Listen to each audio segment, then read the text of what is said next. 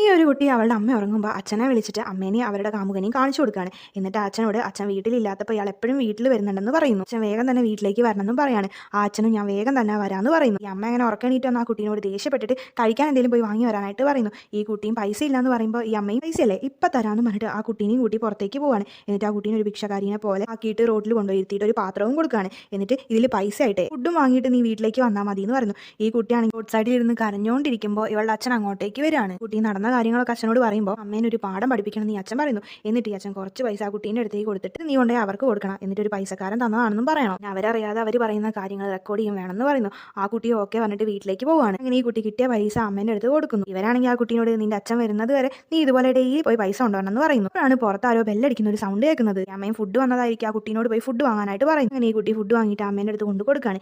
ഇവർ രണ്ടുപേരും ആ പിസയും കഴിക്കുന്നു. ഇവർക്കാണെങ്കിൽ ആ ഫുഡ് കഴിച്ചു തൊട്ടിട്ട് ചൊറിയാനായിട്ട് തുടങ്ങുകയാണ്. ഇവരിങ്ങനെ ചൊറിയുന്നതിൻ്റെ ആ കുട്ടിയാന്ന് പറഞ്ഞിട്ട് ഇവർ ആ കുട്ടീനെ വഴക്ക് പറഞ്ഞുകൊണ്ടിരിക്കുമ്പോൾ ആ കുട്ടീൻ്റെ അച്ഛൻ അങ്ങോട്ടേക്ക് കയറി വരികയാണ്. എന്നിട്ട് അച്ഛൻ നിങ്ങൾ കഴിച്ച ആ പിസയിൽ ചൊറിയാനുള്ള പൊടി ചേർത്തത് ഞാനാണെന്ന് പറയുന്നു. പിന്നെ നിങ്ങൾ എന്നെയും കുഞ്ഞിനെയും ഒഴിവാക്കാനുള്ള പ്ലാൻ ഉണ്ടാക്കിയത് ഞങ്ങൾ റെക്കോർഡ് ചെയ്തിട്ടുണ്ടെന്ന് പറയുകയാണ്. നിങ്ങളെ കൊണ്ടുപോകാനുള്ള പോലീസുകാർ ഇപ്പോൾ വരുമെന്നും പറയുന്നു. ഈ അച്ഛൻ ചെയ്തത് ശരിയാണോ? എന്താ നിങ്ങളുടെ അഭിപ്രായം? കമന്റ് ചെയ്യണം. പിന്നെ വീഡിയോ ലൈക്ക്, സബ്സ്ക്രൈബ് ചെയ്യുക.